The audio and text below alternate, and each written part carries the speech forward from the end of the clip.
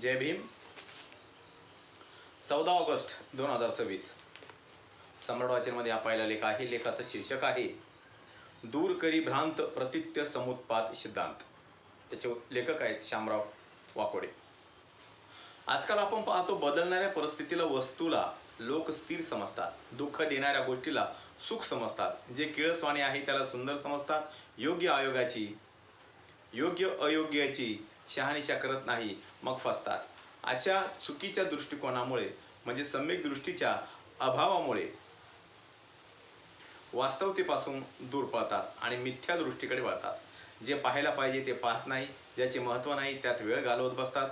इंद्रिय भ्रमाच्या जणू गर्ततेत जाऊन पडतात. बरेच लोक जीवन घडणाऱ्या बऱ्या वाईट घटनांचा संबंध सद्भाग्याशी दुर्भाग्याशी नशिबाशी जोडत बसतात आणि जीवनाची वाटोळी करून बसतात. धूर्त लोक त्याचाच गैरफायदा घेतात, लोकांना छळतात, पिळतात. अज्ञानामुळेच अशा घटना घडतात आणि लोकही आपल्या बुद्धीचा वापर न करता चुकीच्या मार्गाकडे वळतात. तथागत बुद्धाच्या मूळ तत्वज्ञानाचा पाया प्रतीत्य समुत्पाद आहे. यालाच कार्यकारण भाव सुद्धा म्हणतात. ते एक भवचक्र आहे. एकदा ते भवचक्र ज्याला समजले ते भयमुक्त दुःखमुक्त झाला म्हणून समजा. तो कधीच फसणार नाही. बुद्धांनी दुःख सांगितले आहे. अज्ञान आहे म्हणून दुःख आहे. अज्ञानातून तृष्णा जन्म घेते आणि दुःख मागे लागते.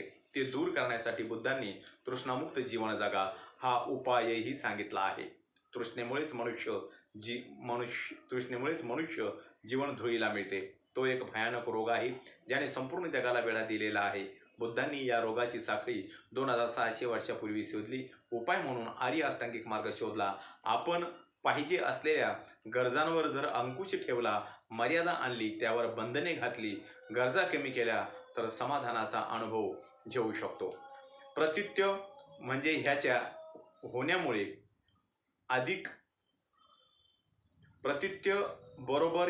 होण्यामुळे अधिक समुत्पाद बरोबर ते निर्माण होते. याच्या न होण्यामुळे ते होणार नाही. म्हणजे कारणामुळेच कार्याची उत्पत्ती होत असते असा हा सिद्धांत सांगतो. कारण म्हणजे हेतू कारण नसेल तर कार्याची उत्पत्ती होणार नाही. कारण नष्ट झाले की उत्पत्ती थांबते. कोणत्याही गोष्टीच्या निर्मितीला कारण असते. आपोआप काहीही घडत नाही. जगात जे जे काही अस्तित्वात आहे किंवा उत्पन्न होत आहे त्या प्रत्येक गोष्टीच्या निर्मितीला काही ना काही कारण आहे. मग ते मानवी कारण असो की नैसर्गिक, पण कारण आहे एवढे मात्र नक्की. कधी एखादी घटना घडली की ती कशी काय घडली त्याबद्दल माणसाला कुतूहल वाटू लागते आणि ते जाणून घेण्याची इच्छाही वाटू लागते. कधी कार्य आणि परिणाम इतके जवळ असतात की ते सहज लक्षात येतात, पण कधी कारण समजत नाही. तेव्हा असे वाटू लागते की या घटनेला काही कारण नाही की काय. पण माणूस जर बुद्धिमान असेल, शोध घेण्यासाठी तो तयार असेल तर त्याला त्या घटनेचे कारण अर्थात उत्तर एक ना एक दिवस मिळाल्याशिवाय राहणार नाही असे तथागत बुद्ध म्हणतात. म्हणजे कंसामध्ये बुद्ध आणि त्यांचा धम्म कंस बंद. माणसाकडे शोधक बुद्धी आहे. त्या बुद्धीचा त्याने वापर केला पाहिजे. समजा गावात पाऊसच पडला नाही पण नदीला पूर आला. हे कसे काय? आपोआप पूर कसं येईल? तर वरच्या बाजूला पाऊस पडला असेल असे अनुमान काढता येईल. आग पेटीवर माचीची काडी घासली तर आग पेटली. मनुष्याने काडी घासली हे मानवी कारण. काडीवरील गूळ आणि आग पेटीवरील गूळ यांचे घर्षण हे आग निर्मितीचे नैसर्गिक कारण. अर्थात गुलात ज्वालाग्रही नैसर्गिक पदार्थ असतो म्हणून ते नैसर्गिक कारण. जसे की चपाती बनवायला गव्हाचे पीठ लागते, पीठ मळायला पाणी लागते, तयार करायला पोळपाट लागतो, लाटायला लाटणे लागते म्हणजे बेलणे लागते, चपाती शेकायला तवा लागतो, चपाती भाजायला आग, उष्णता, गॅस, लाकूड, माचीस, लायटर लागते, बनविणारी व्यक्ती लागते. त्याशिवाय चपाती तयार होत नाही. म्हणजे कारण आहे तरच परिणाम आहे. तथागत बुद्ध म्हणतात की जो प्रतीत्य समुत्पादाला पाहतो तो धम्माला पाहतो, जो धम्माला पाहतो तो प्रतीत्य समुत्पादाला पाहतो. इतके महत्त्वपूर्ण विधान त्यांनी प्रतीत्य समुत्पादाबद्दल केले आहे. याचा अर्थ धम्माचा मुख्य विषय प्रतीत्य समुत्पाद सिद्धांतच आहे हे मात्र निश्चित. हे नसेल तर ते होणार नाही. हे असेल तर ते निर्माण होईल. म्हणजे हे असल्यामुळेच ते घडत आहे. हाच तर प्रतीत्य समुत्पाद सिद्धांताचा अर्थ आहे. जन्म आहे म्हणूनच म्हातारपण आहे, म्हातारपण आहे म्हणूनच आजारपण आहे, जन्म आहे म्हणून शरीराची काळजी आहे. याचे भरण पोषण आहे.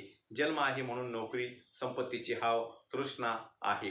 सुखोपभोगाची लालसा आहे. रंगाची, रूपाची, चवीची, स्पर्शाची, मान सन्मानाची, प्रसिद्धीची हाव आहे. इतरांना मिळू नये, आपल्यालाच मिळाले पाहिजे हा एक लगाव आहे. त्यासाठी माणसाची धाव आहे. लालसा कुठल्याही स्वरूपात असू द्या, शेवटी ती तृष्णाच आहे. मनासारखे झाले नाही की माणूस दुःखी होतो, रडतो, ओरडतो, चिडतो. ओरडणे दुःख आहे, चिंतित होणे आहे, पीडित होणे दुःख आहे, प्रियांचा वियोग होणे दुःख आहे, अप्रियांचा संबंध दुःखच आहे, इच्छेची पूर्ती न होणे दुःख आहे, शेवटी मृत्यू अटळ आहे, हेही दुःखच आहे. याचा अर्थ जन्म आहे म्हणूनच ह्या साऱ्या घडामोडी आहेत. अज्ञानातूनच तृष्णा जन्माला येत असते. अतृप्तीच्या म्हणजे तृष्णेच्या कारणामुळेच दुःख माणसाच्या आयुष्यात प्रवेश करते. तृष्णाच नसेल तर दुःख कसे काय निर्माण होणार? तृष्णेला थांबवले तरच दुःख थांबणार. याचा अर्थ ह्याच्या होण्यामुळे ते उत्पन्न होणार, ह्याच्या न होण्यामुळे ते उत्पन्न होणार नाही. एखादी वस्तू ज्या कारणाने निर्माण झाली ते कारण सुद्धा दुसऱ्या कोणत्याही कारणाचे कार्य असते. अशी ही प्रक्रिया सारखी चालूच असते. त्याला ना आरंभ असतो ना अंत. निर्माण होण्याच्या गोष्टी अनित्य आहेत, बदलणाऱ्या आहेत, एका स्थितीतून दुसऱ्या स्थितीत जाणाऱ्या आहेत.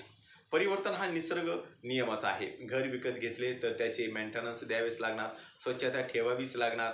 जर घरच घेतले नाही तर मेंटेनन्सचा, साफसफाईचा प्रश्न येणारच नाही.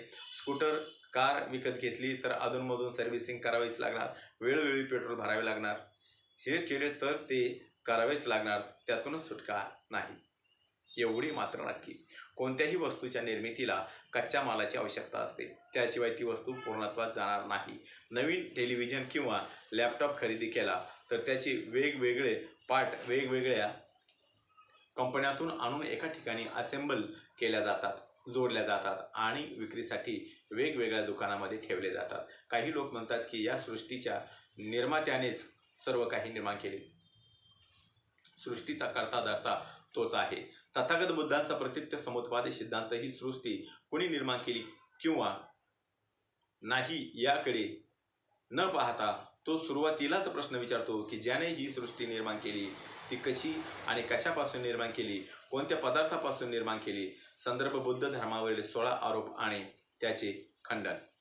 जसे की कुंभाराला विचारले की मडके कशापासून बनवते आणि कसे बनवले, तर तो या प्रश्नाचे उत्तर देईल. एखाद्या गृहिणीला स्वयंपाक कसा बनविला आणि कशापासून बनविला, स्वयंपाकासाठी काय काय वापरते, तर ती गृहिणी सर्व काहीशी समजावून सांगेल. बरोबर आहे ना? मग प्रतीत्य समुत्पाद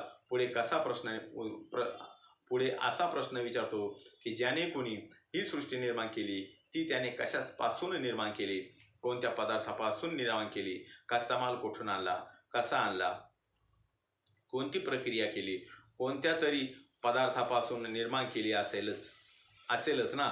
काहीतरी निर्माण करायचे झाल्यास काहीतरी अगोदरच अस्तित्वात असेलच ना, हो की नाही? जर काहीतरी कच्च्या स्वरूपात अगोदरच अस्तित्वात असेल तर मग ते अगोदर असलेले कुणी निर्माण केले, याचा निर्माता कोण आहे ना प्रश्न. मग त्याला सृष्टीचा निर्माता कसे काय म्हणणार? जर निर्मात्याने अ ही ब पासून बनविली, याचा अर्थ असा होतो की अ ही ब मध्ये अगोदरच कोणत्या न कोणत्या स्वरूपात अस्तित्वात असली पाहिजे. पुढे प्रश्न येतो, ब कुणी आणि कशापासून बनविली.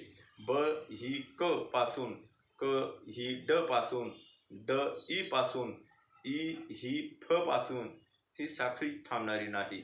शेवटी कोण कोणापासून हे सांगणे कठीण होईल. या प्रश्नाचे उत्तर म्हणजे उकल तथागत बुद्धांच्या अनित्यतेच्या सिद्धांतानेच करता येईल. काहीच नित्य नाही, सर्व काही अनित्य आहे. याचा अर्थ काहीतरी निर्माण करण्यासाठी काहीतरी कारणीभूत असले पाहिजे. या वाफेसाठी पाणी हे कारण आहे, पाण्याची वाफ होण्यासाठी उष्णता कारण आहे, उष्णतेसाठी इंधन म्हणजे आग हे कारण आहे. हीच कार्यशाळा साखळी आहे. वाफेच्या निर्मितीसाठी पाण्याला शून्यात जावे लागेल, पाण्याला नष्ट करण्यासाठी उष्णतेला शून्यात जावे लागेल. त्यालाच अनित्यतेचा सिद्धांत म्हणतात. क्षणाक्षणाला सर्व काही बदलणारे आहे, एका परिस्थितीतून दुसऱ्या परिस्थितीत जाणारे आहे. अलीकडे शहर गाव वस्त्या विस्तारल्या आहेत का? तर मूलभूत गरजा भागवण्याच्या व रोजगार मिळवण्याच्या हेतूनेच ना. पानझडी झाल्यानंतरच झाडाला नवीन पालवी फुटते असते. ही प्रक्रिया एकमेकांशी संबंधित आहे, जे की जुन्यांना निरोप तर नव्यांचे स्वागत असते. परिवर्तन हा सृष्टीचा नियम आहे. आरंभ म्हणजे जन्म नाही तर अंतही नाही. मृत्यूचे कारण जन्म आहे. 4 आर्य सत्याबद्दल अज्ञान म्हणजेच अविद्या आहे म्हणून संस्कार आहे. संस्कार म्हणजे हातबल, हालाहाल, क्रिया प्रक्रिया. संस्कार काया वाचा मानाने होत असतात. संस्कार म्हणजे आहे म्हणून विज्ञान म्हणजे जाणीव आहे. विज्ञान आहे म्हणून नामरूप आहे. नामरूप म्हणजे मन आणि शरीर. यात मनाचे 4 स्कंद. नंबर 1 वेदना, 2 संज्ञा, 3 संस्कार आणि 4 विज्ञान. आणि रूपाचे 4 स्कंद. नंबर 1 पृथ्वी, 2 आप म्हणजे पाणी, नंबर 3 उष्णता म्हणजे तेज, नंबर 4 वायू, नंबर 5 नामरूप. विज्ञानामुळे अस्तित्वात येते. याचा अर्थ मनुष्याच्या अस्तित्वाचे कारण विज्ञान म्हणजे चेतना आहे. रूप आणि रूपाचा विषय म्हणजे पाहणे यांचा एकमेकाशी संपर्क होतो, स्पर्श होतो, तेव्हाच विज्ञान म्हणजे चेतना जागरूक होते. त्यातूनच वेदना निर्माण होतात. आठवण्याचं काम संज्ञाकंद करतो. नामरूप आहे म्हणून षडायतन 6 इंद्रिय आहेत. षडायतन आहे म्हणून सर्व स्पर्धा आहे. स्पर्धा आहे म्हणून वेदना आहे. वेदना आहे म्हणून तृष्णा आहे. तृष्णा आहे म्हणून उपादान आहे. एखाद्या गोष्टीला खिळून बसणे, ती सोडायची इच्छा न होणे म्हणजे उपादान. उपादान म्हणजे आहे म्हणून भव अस्तित्वात आहे. भय आहे म्हणून जन्म आहे.